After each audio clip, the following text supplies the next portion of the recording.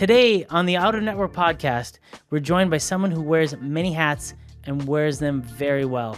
He's the CEO of Planos Nutrition, producer of this very podcast, and a powerhouse in the world of dietitian-led entrepreneurship. He's also my close personal friend and an integral part of the team at Seth Premier Medical.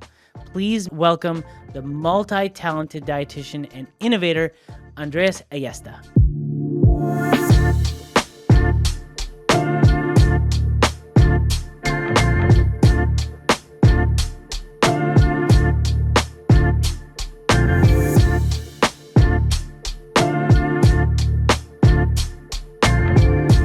All right, everyone, welcome to another episode of Out of Network podcast. I am one of your hosts, Dr. Rishi Seth. My colleague and partner, Dr. Ryan Parker, is in Las Vegas. You got to see him and his friend, Dr. Barrera, on a previous episode, which was fantastic. And today we have the privilege of working with Mr. Andres Ayesta, who is a man of many, many talents. You may know him from his social media presence, multiple podcasts he does. He is an expert in the field, and he has his own business, Planos Nutrition, which he works solely by himself. He's an entrepreneur. Please welcome Mr. Andres Ayesta. Excited to be here, man. So I'm going to give you guys a little bit more intro. Andres is, not only does he guide me on nutrition for my patients, he's actually the sole creator of this podcast. He's the producer of this podcast. He also is essentially helped me make one of my social media brand. He's so talented, and I wanted to take this opportunity and introduce him to the public from my perspective, because he is invaluable in his resources and he has been wonderful to work with. And I think he's a fantastic resource of information. So, Andreas, thank you so much for being with us. Thank you for joining us on the podcast, and thank you for everything you do. It's definitely been a pleasure and a whole learning curve as I actually kind of dive into a lot of the things that we're currently doing right now. But I guess I'm pretty happy to be on this side of the screen and not behind it as I'm recording a lot of your episodes. Yeah, he says that now because about 3 minutes ago we had a bunch of technical difficulties. So, all right, so today's episode is going to be a couple things. We're going to split it into two things. On one side, we're going to talk about diet, nutrition, the world of social media, and how nutrition and concierge medicine has a major evolution. And then the second part, we're going to talk about the landscape of entrepreneurship and healthcare. And since Andreas and myself are so involved in that landscape, we really wanted to show you our experiences, and I think we're going to do a little bit of back and forth. Let's get down to the nutrition aspect of things. Andreas, tell me a little bit about Planos Nutrition. So Planos Nutrition was born, well, it's my company, and I guess I describe it as an educational platform dedicated to empower people to build their own health, nutrition, and lifestyle blueprints. Planos is a Spanish word. I'm originally from Venezuela, migrated here in 2009, and I wanted my company and its ethos to have some form of like Hispanic or Spanish, part of it. And Planos is a Spanish word for blueprint. And I kind of created this idea that, we are in the process of designing our own, just like you build a house. You had to kind of, work through based on a blueprint that is designed, and I help people do that for their own health and their own fitness and nutrition. And I always say it's more than just nutrition, because I feel like I take a bit of a holistic approach to health. I don't just focus on what people eat. I focus on all the context that surrounds eating. So that includes your lifestyle, like your decisions that you're making about habits, your mindset. Nutrition and like your relationship with food is a very mental thing. So over the years, I've kind of evolved in my practice to start to really dive a little bit deeper into people's health and trying to understand them as a whole. which I think is really what makes this what we do very unique. And Planos Nutrition is focused on in three big things. We try to provide free education to the masses through social media initiatives, and that's where you're gonna see a lot of stuff in our channels and things like that, and podcasting.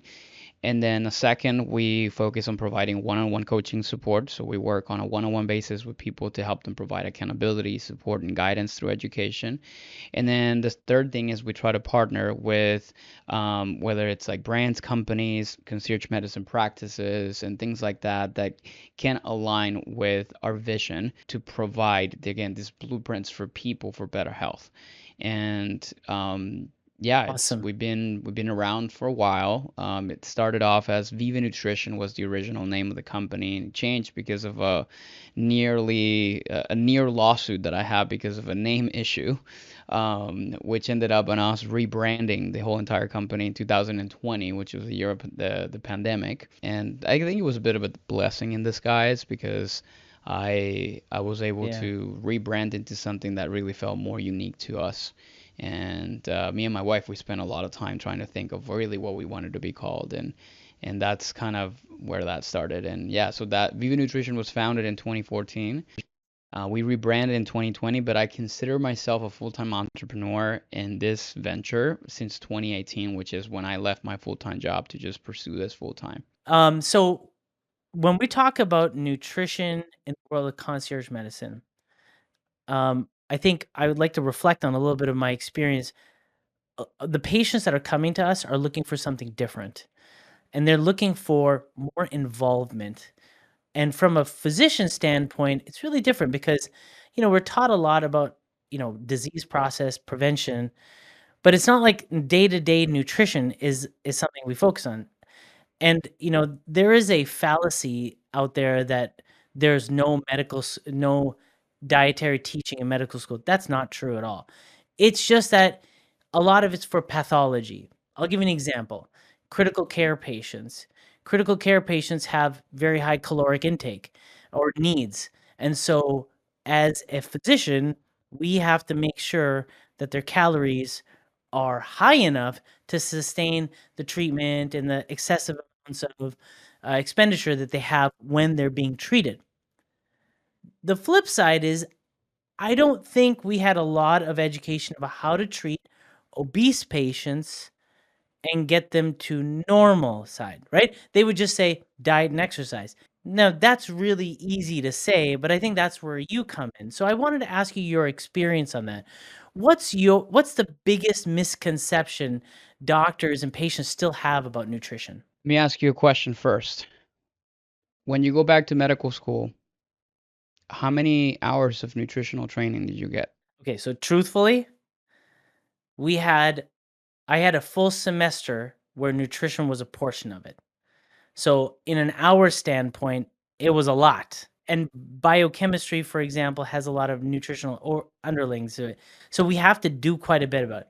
I think the real question is how much of your step one, which is like our first exam that we have to do, how much of that is dedicated on nutrition? And that's not that much. We get a lot of training on it, but it's not tested as much. So when it's not tested as much, the emphasis on the student is, yeah, it's all right. I'll figure it out. Exactly. You know? So the thing that we're noticing in healthcare is the fact that there's sometimes a gap. And what do I see? Well, first off, people are see their doctors as their main source of health information. It's, who they go to and who they trust the most. And then when I ask you that question, it's like just in comparison, in contrast with our training, right? Which we go as registered dietitians through 4 years undergrad. Now we're required to do 2 years of a master's degree, 1,200 hours of supervised practice at a clinical setting. So that I think the big disconnect is the fact that, well, clients expect nutritional advice from their doctors, and some of them have specialties in certain things. The problem is that a lot of times there's a gap in terms of knowledge as far as like how to manage, like you said, obese patients, or more just like the lifestyle factors. When you're dealing with obviously a critical care patient and you have to do TPNs and tube feedings and stuff, which still there are dietitians on the floor doing a lot of those different things too. That's a different type of conversations, because at the end of the day, you're focusing on more treatment. And that's the thing. It's, at the end of the day, medicine, and it's mostly focused on treatment, not always prevention. Now, what you're doing is actually both. It's treatment and prevention, which is awesome as far as from the concierge medicine standpoint.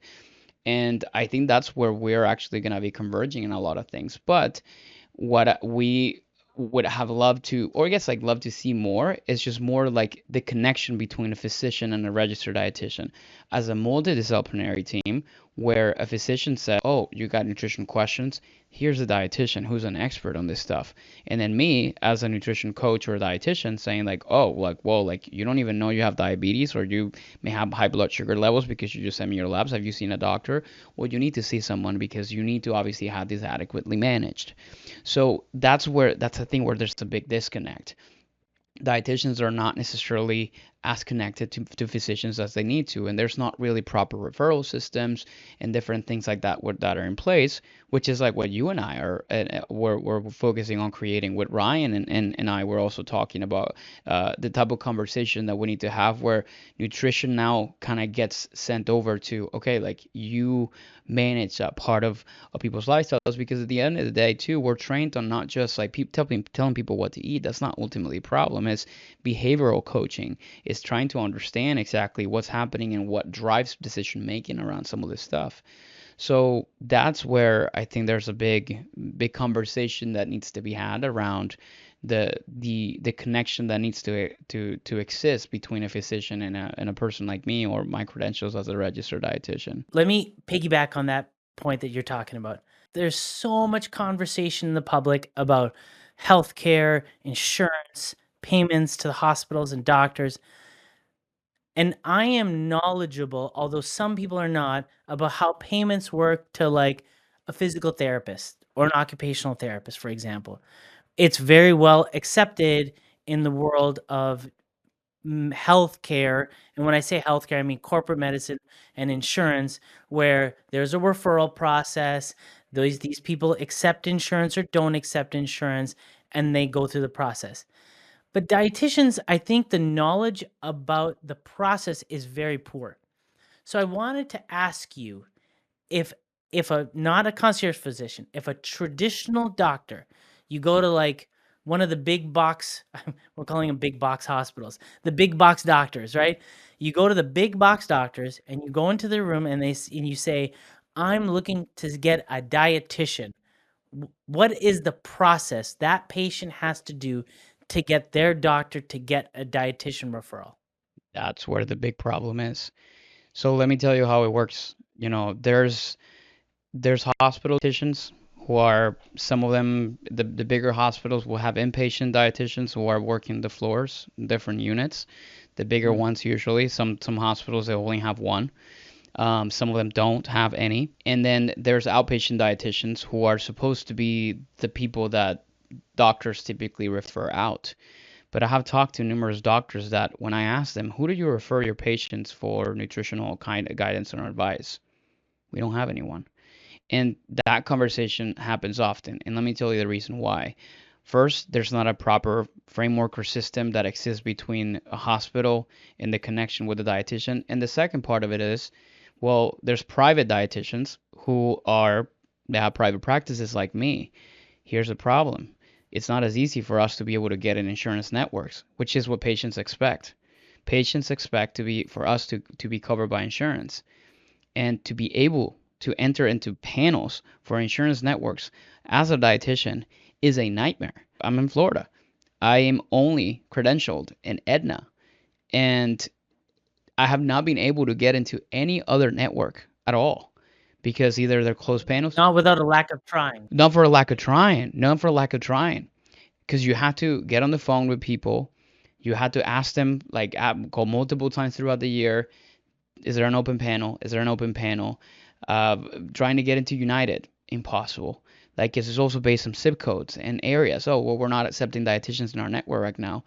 But then it's like, where are all the other dietitians? And yeah, you'll be able to see in a lot of insurance networks, you can see a directory and you'll be able to see like dietitians that you can go and see. But then these dietitians a lot of times are not working directly with doctors. Okay, so if I was to summarize this, so a patient wants to see a dietitian through the big box store, the big box doctors. They tell the doctor, I want to see a dietitian.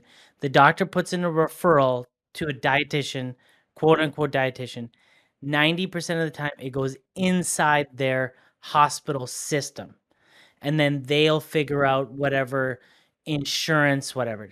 If you're outside of the hospital system, good luck getting insurance to cover that. Is that correct?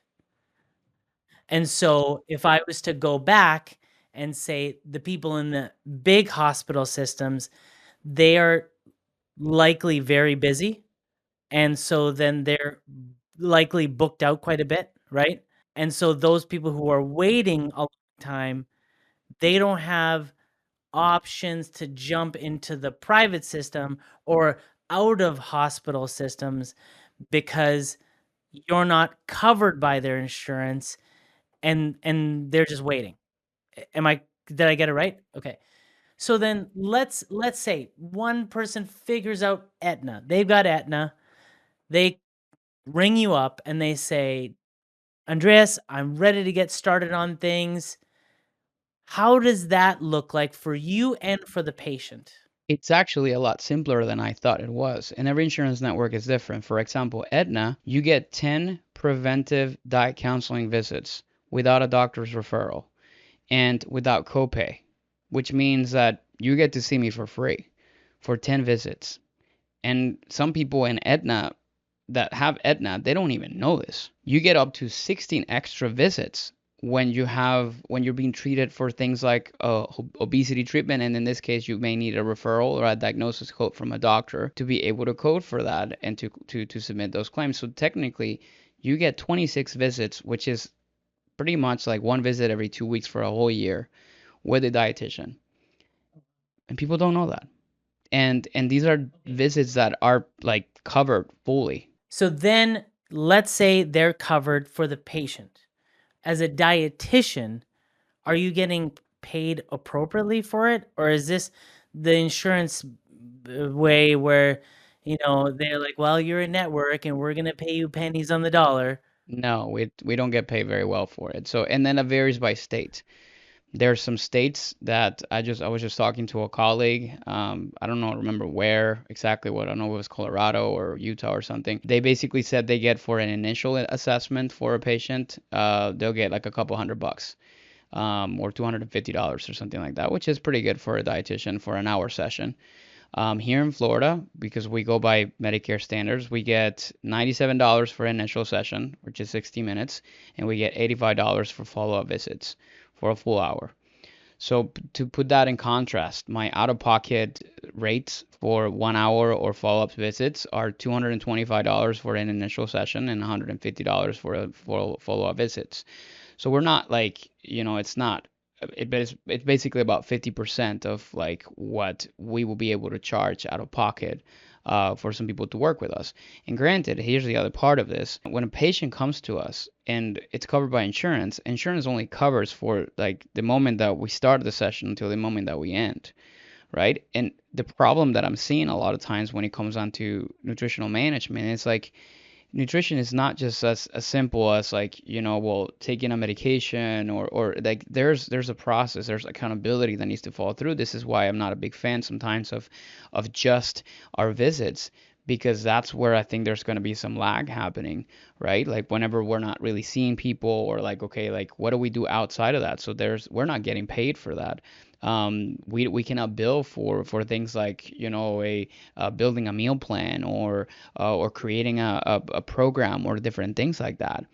That's, I think, where there's a bit of a problem, because people are not necessarily, I feel like, getting the best value of me. They're getting a lot by just spending time with me and like kind of going through the depths of that process, but there's a lot of stuff that's still missing. So it seems like there is some system, but it's nothing robust.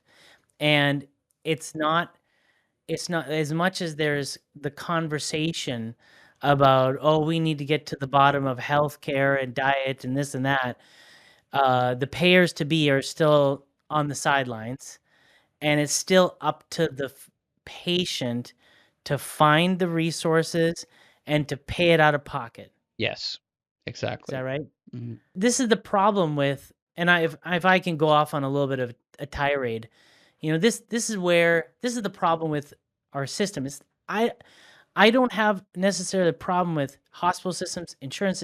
It's all part of the system. I think the problem is that people get on these soapboxes and they have their strong opinions of it, just like I'm doing right now.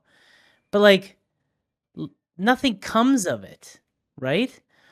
And nothing comes of it, even with the major aggressive forces of quote unquote Obamacare and stuff. Like obesity did not move an inch when everybody got insurance, right? Uh, like these are the frustrating things about healthcare, where everyone stands on their soapboxes. They are ready to preach. We need to take dyes out of food. Yeah, but cancer rates are not going to change because people are getting older, and there's all. I mean, the big carcinogens in the world are still there, right? Like, let's be realistic. So I think that's where I want to go to next is that soapbox, social media and diet. Okay, we have so many people. My Instagram and Facebook are nonstop assaulted with people who are calling out false information and people who have false information. And the worst part about these guys is that every one of them have doctor in front, right? There's this doctor who's a psychiatrist who's just an idiot, and he's talking about drinking raw milk at a young age. And then you have really great intelligent docs who don't live in America, and they're just talking about like really in-depth studies and like the details of it. So like, how do you balance this as a dietitian? I would like, I would kill myself. It's so It is difficult. very difficult, and it's like a constant thing that we have to navigate. I mean, you too, but I think for the most part, because we're kind of in the forefront of like nutritional management. I just got called before I jump into this conversation. I got called I'm a disgrace as a dietitian in one of the comments on my one of my YouTube videos because I said that, there's nothing wrong with Diet Coke or having a glass of wine every so often. And the thing is that we're currently in a war of of information and misinformation because you have like very polarizing stuff, right? First, you have wellness influencers who are taking a very strong stance against everything, against like the pharma, against the food systems, against the government, against like the food supply, and like they are now creating conspiracies. These big things and these big players are out to get us. They're trying to keep us sick, so we keep paying a lot of money for insurance and all that stuff, and they start to create all these narratives, and they seem convincing. And when you start to create all these narratives, then you start to get attention from people, and they start to wonder, well, like, are they right? And these are people that are not necessarily understanding processes such as like the research methodology of understanding how to read a research study. And then it comes down to them saying, well, do your own research. You're gonna find the stuff, and by their own research is usually their Facebook research, their Google research, and that kind of stuff like that, where they're gonna find things that are gonna support their bias because now there's enough information that will do that. So if I'm gonna go in there to say seed oils are killing me, like are seed oils bad for me, you're gonna find things that are going to support that notion, right? So that's the problem that we have. It's like very overwhelming to navigate that. And I feel it's not so bad for me. I feel bad for the consumer because the consumer is scrolling through an entire feed, and the moment that they interact with a like raw milk post, now is being fed, he that algorithm is going to start to be fed but information about that. And that's the problem because now that starts to feed that mind into thinking, well, raw milk is probably okay for me to have. Oh, I probably am not doing this correctly because I don't have any knowledge about it. They're just in there to support, to learn, do whatever. So there's like this crazy amount of misinformation around it, and then just people are just left in there like defenseless, and so much fear mongering about every single thing. And then add to that now governmental influence, right? When you have like, not to get too political, but you have like the head of health and human services promoting the very same things that go completely against what decades of research have continues to show, whether it's like safety standards or different that in different kinds of areas, not getting to really get into like the nitty gritty of it. But that's the problem. And now you have the government saying, or like specific, political figures saying, like, oh yeah, no, like, we're eliminating the food dyes. This was the problem. But yet you got SNAP benefits cut out for like 46 million Americans who are not going to be able to be food secure. You think the food dyes care like or really matter at that point? No, people are going hungry. So again, it's just a war, and there's so much stuff that is out there that is just really difficult to navigate. So what I can do is I just add my 2 cents and try to debunk a bunch of that stuff. And I'll be called a disgrace and all the things, but so be it, because I believe in science. I was, educated on science and scientific knowledge, and that's what I go by. So when we were talking about, you know, the we offline, we've talked quite a bit about, some of the stuff that's going on with human health services, the FDA. As a physician, it is extremely frustrating, and I say this not completely apolitical. Like I'm actually surprisingly not what people think from a political standpoint. I'm extremely, extremely centric. Um, but one of the things that I struggle as a physician with this current situation is we the FDA and the Human Health Services was always used as like a backdraw, that if you were like questioning, like, oh, I don't know about the safety of this medication or the safety of all this stuff that's coming out, you knew at least the FDA had your back.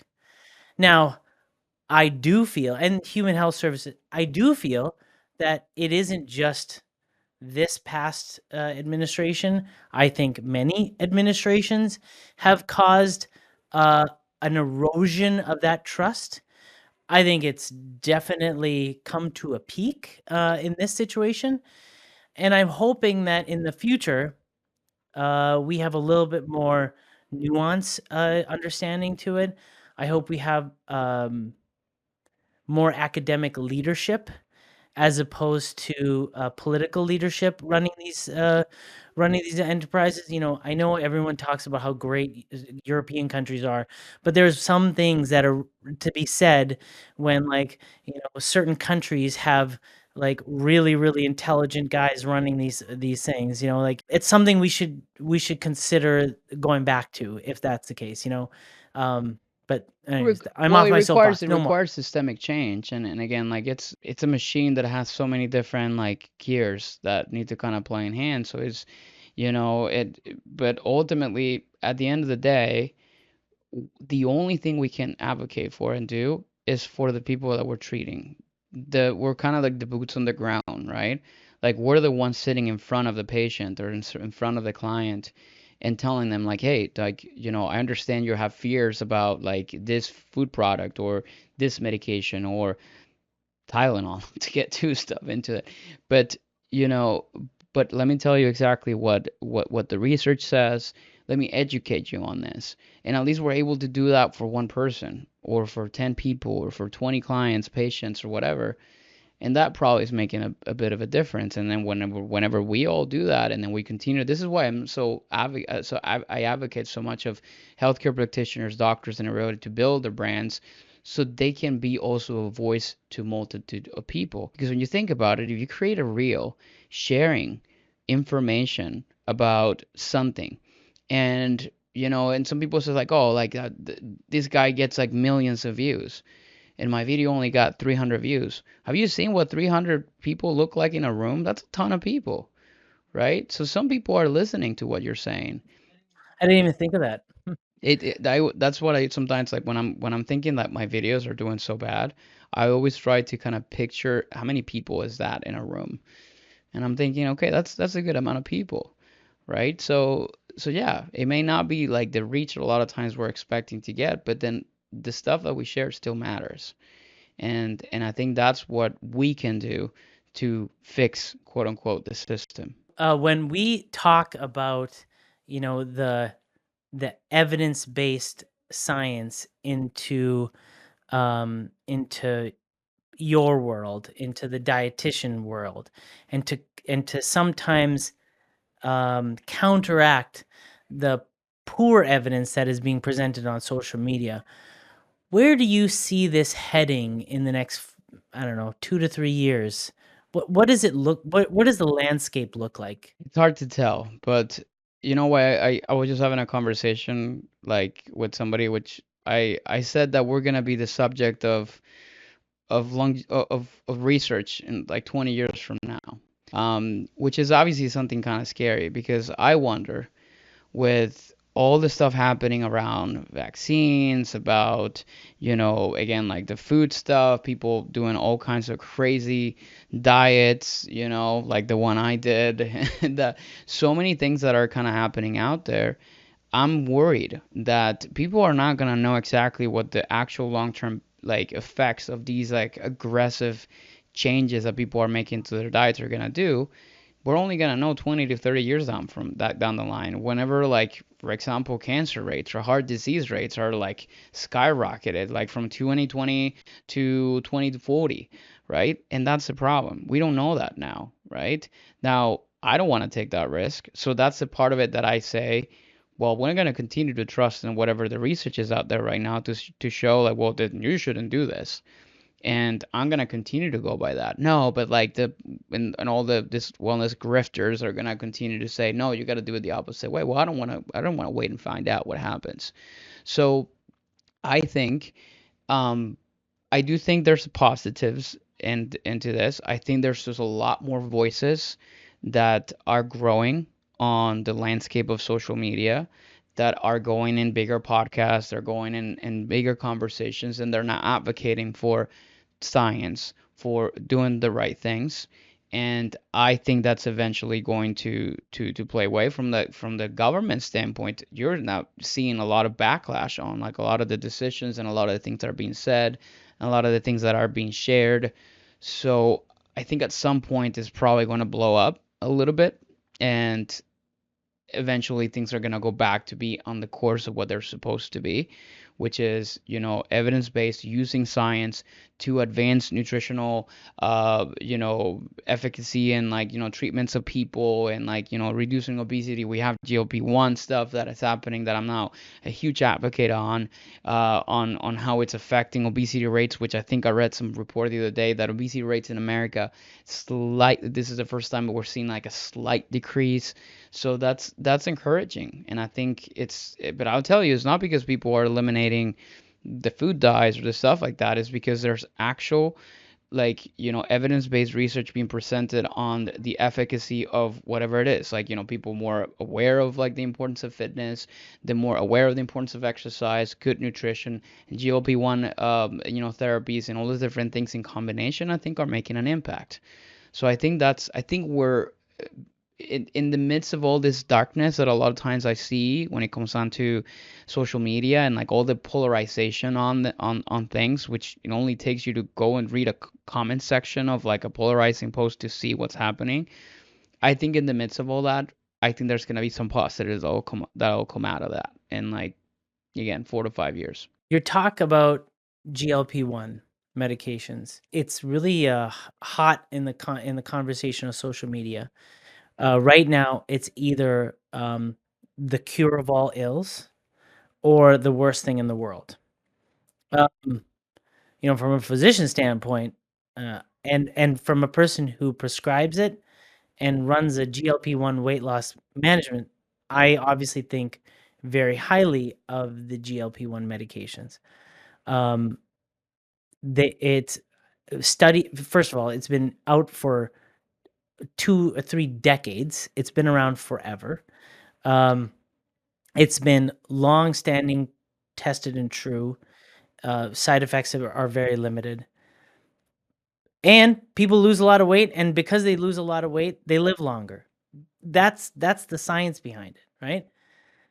Um, but I do notice a few things, and I want to bring bring to your attention on a couple things. I want your thoughts on it. I was recently interviewed on a TV station, and they were like, "We hear some really bad things about GLP-1s." And my argument with the GLP-1 risks are the only thing that's bad about it, unless you have contraindications, which are, pancreatitis and medullary multiple endocrine neoplasia syndrome. There's a few people that can't be on it, but otherwise, the people who are doing it, the bad things about it are when they lose too much weight, when they lose way too much weight too fast, right? Because I think you just said it yourself. You're not trying to lose fat, or sorry, lose muscle. You're trying to lose fat, but it both all come off together. And then on the flip side, we tell people that who are on GLP-1 medications, exercise. Well, exercise is really dang hard when you lose a bunch of muscle, right? So how do you do this safely with still keeping your physical activity up? That's a great question. So, um, first, I have evolved a lot of my thoughts on GLP-1s. I think initially my reaction was very defensive. I was like, you don't need to take a drug to lose weight, like all these things. This is back in 2022 when, GLP-1 started to kind of make its way into more of the weight loss arena. And then I have evolved so much, and now I'm a point where like this is something that I'm now encouraging people to go see a doctor for. Um, I think it's an amazing tool, and that's exactly why I call it a tool to support a weight loss journey, but to not necessarily be dependent on it. It's a tool that helps you eliminate a lot of the difficulties that come with weight loss, which is hunger management, obsessive thoughts about food, blood sugar control, and all these different things that are so important for it that people have a hard time kind of putting in place. The problem with it is that people are seeing it with like a magic pill or magic injection, I guess, which it kind of is in a way.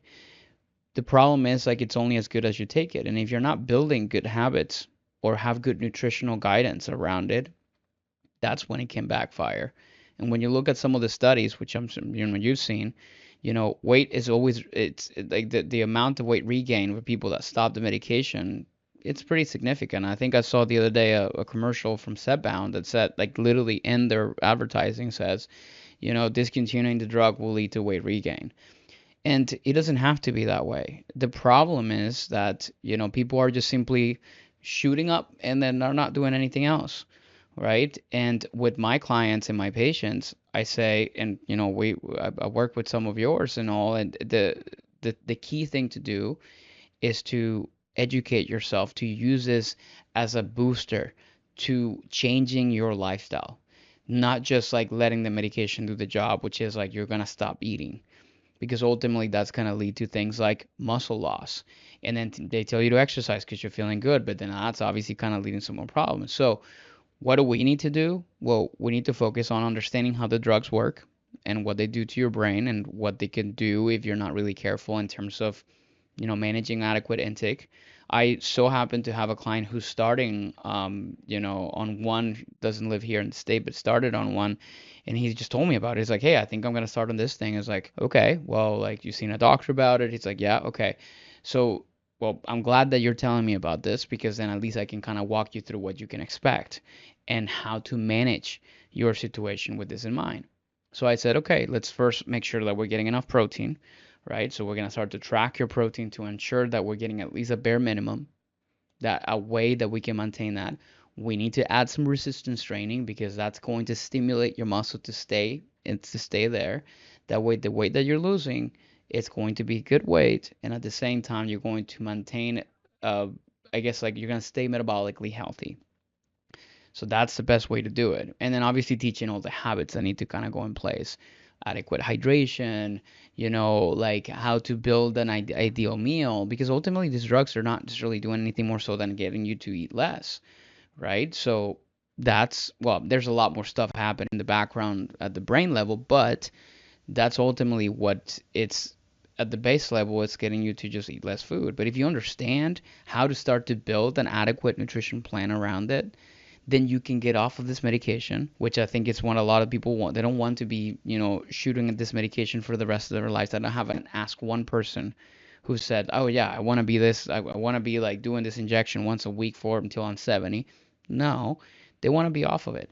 So I said, if you want to be off of it, you have to really establish the right foundation in your life so that you can be ready for that.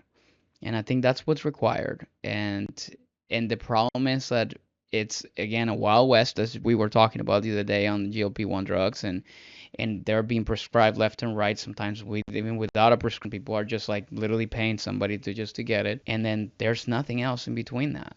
That's all that's happening. I'll give you an example of the wild, wild west. We had somebody come to our clinic and said, I need my weight loss shot." This is how she Like a described it. drug, like I'm like And we're like, I yeah, need like, my "I fix. need it, I need it." Yeah. And she's like, "I thought you just would fill a syringe and just give it to me." And I said, we don't do it that way. We do it in a program. We wanna weigh you, we wanna check labs, like, we do it the way a physician manages any sort of illness. It's under careful guidance." And she's like, "Well, that's weird because if you go down that street, there's like 10 places they just open the fridge and just to ask you how much." And I go, "So you self-dosed yourself?" And she goes, "Yeah." I said, "Well, how much were you taking?" And she didn't know. She just knew it was 2 vials.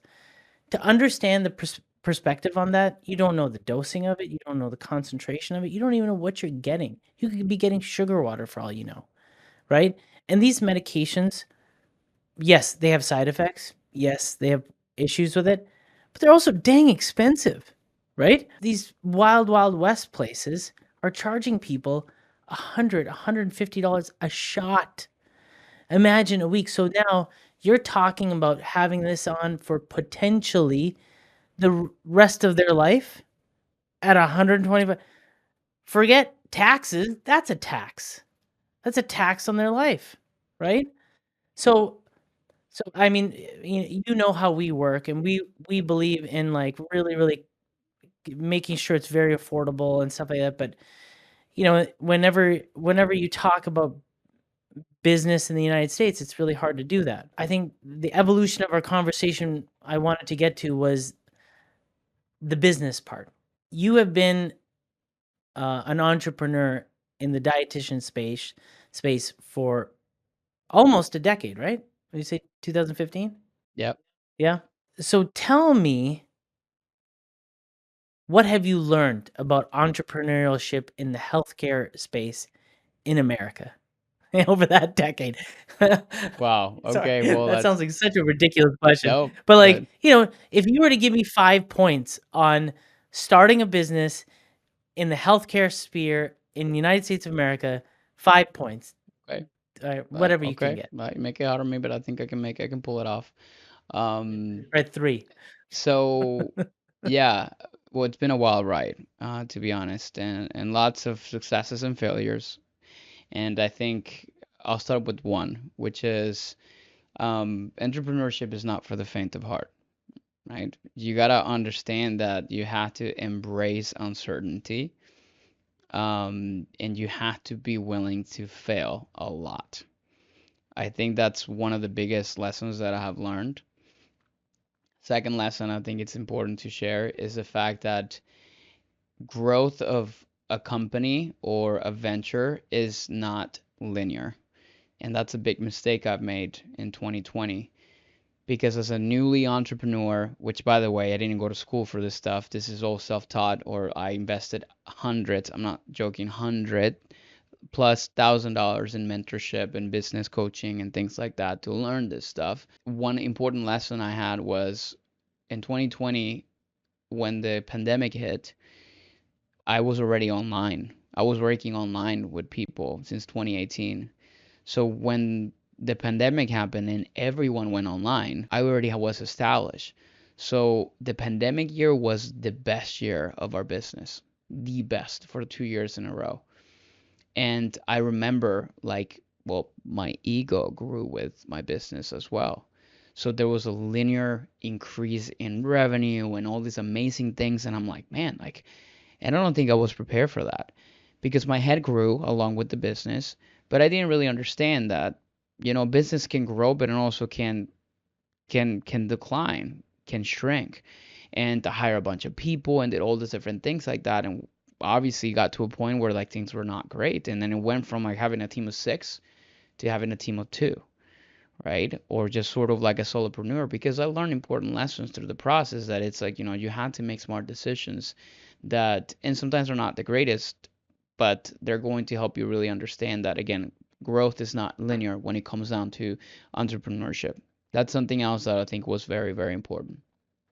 Number 3 is you have to be willing to do, I guess for the lack of a better term, the shitty work, right? The stuff that, from the bottom, and again, like I've talked to a lot of entrepreneurs who have like brick and mortar businesses, like mopping the floors, right, at the beginning, or being able to just like stay up late and answer the phones. And like you guys know this all too well, right? Like the things that at the beginning are tedious and are annoying, but require a lot of work. And I think that's a very, very important piece of it that I had to learn at the beginning. So when I was in an online business coaching people, like I had to do everything.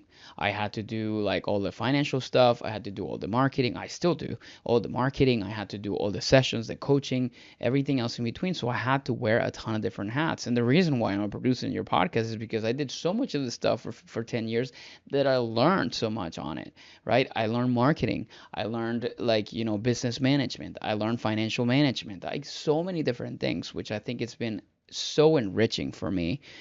And I didn't go to school for none of that stuff. So I think entrepreneurship is a way that you like it's like the best type of college quote unquote experience because you're literally learning things on the go. So I think that's, I guess, keep it at 3. So those are big lessons that I think I have learned through this entire process so far. I guess like I'll leave the 4th because I just thought about it, which is imperfect action beats standstill every day. And that's something that one of my mentors taught me, which was, if you wait for the perfect moment to do something, or you wait until something is perfect to do something, you're going to end up doing absolutely nothing.